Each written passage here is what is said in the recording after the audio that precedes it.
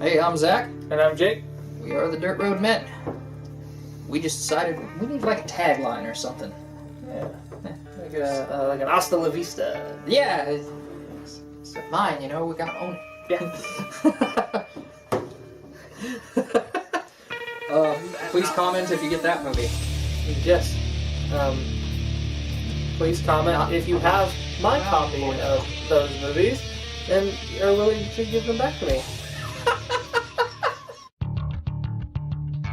This video is kind of talking about Dirt Road Men and like who we are and what it's about.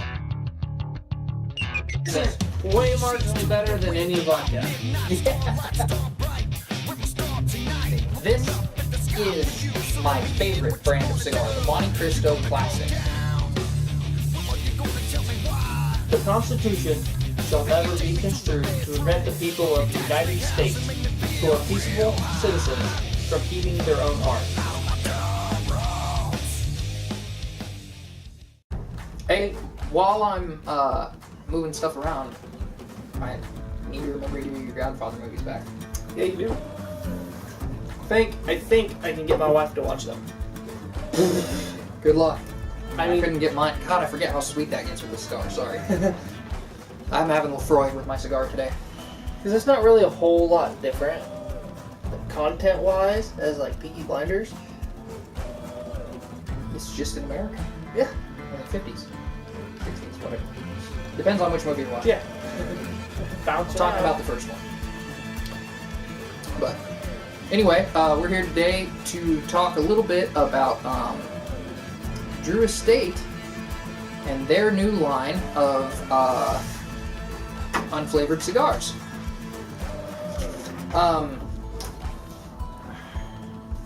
There's really not a whole lot of information you can find about these, but I wanted to talk about them personally because his broke the Cigar of the Year list. So it means it's top 25 somewhere.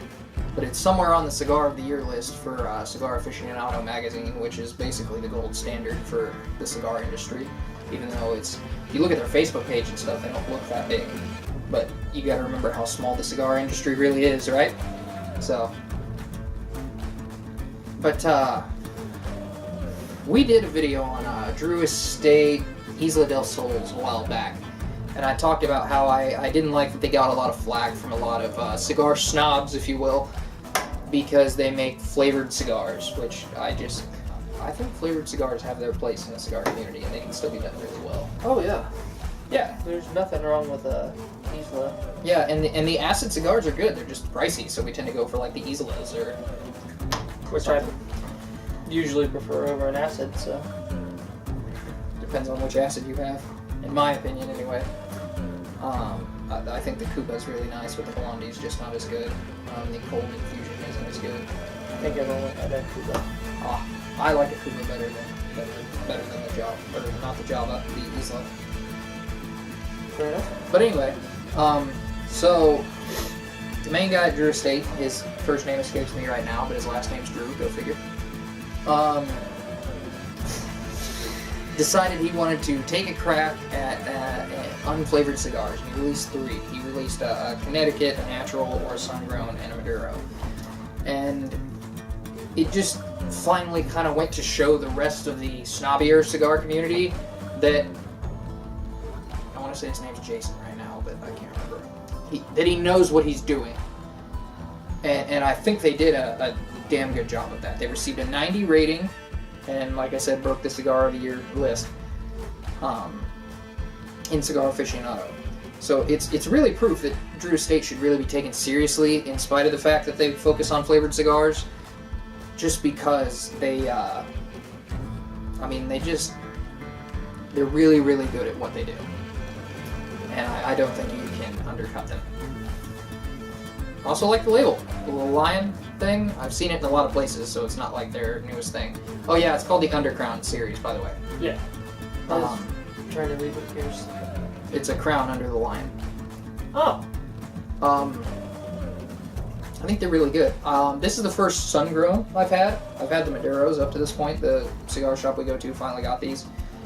I prefer the Maduro of these. Now, I'm normally a guy that picks like naturals and Connecticut's over Maduros, but their Maduro is the one that broke the Cigar of the Year list, and I do think it's a better one than this one. But I do really like this one. I get notes of, I get like a sweet, like chocolatey note that you see in a lot of cigars. It seems like.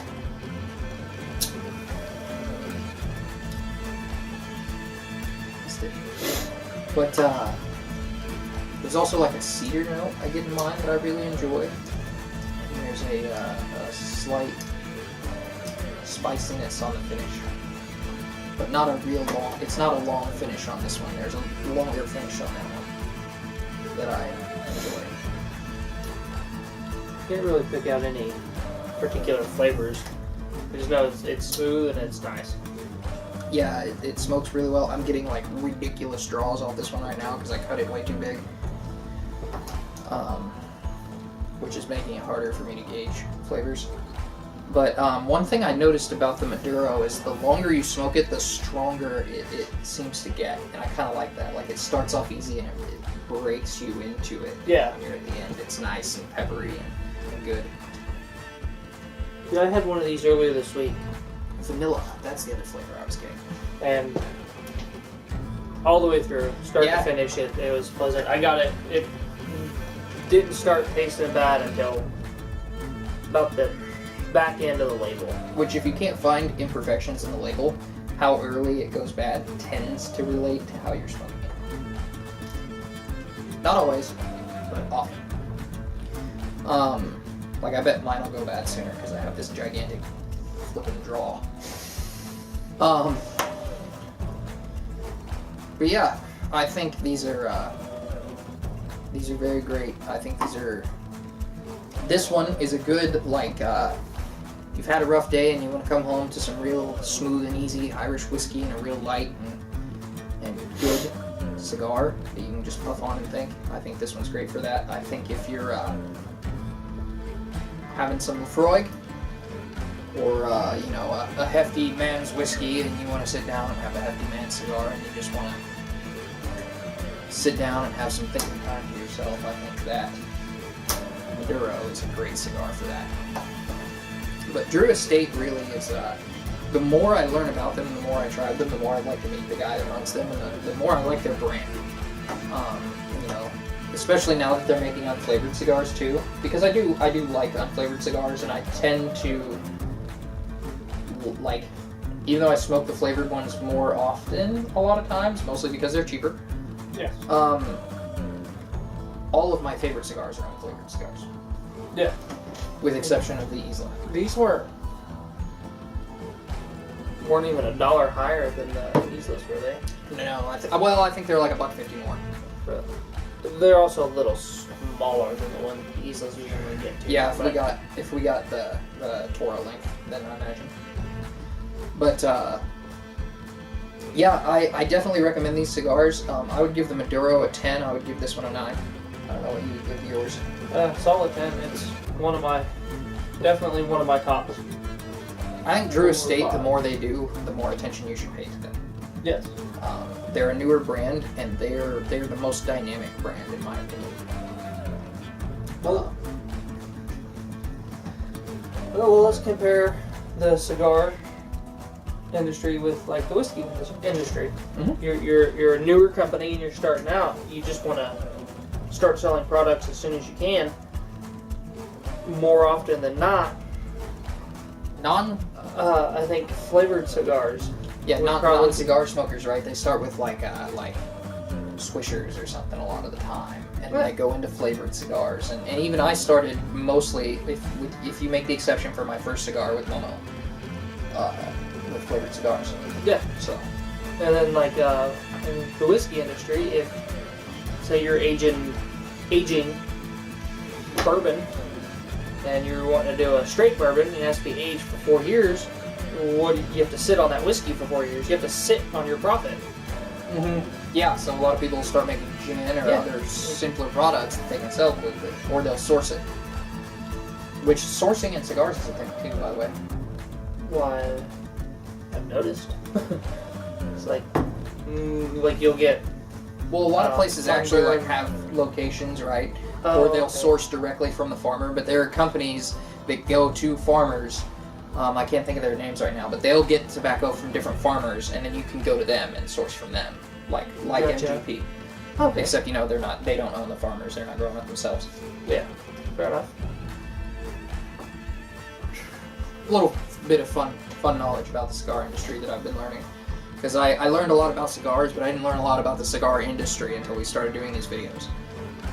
Because our second set of products that isn't kind of merch is going to relate more to cigars, because our first product is going to relate more to whiskey, which I would love to be unveiling to you today, but we are not yet because we keep running into snags.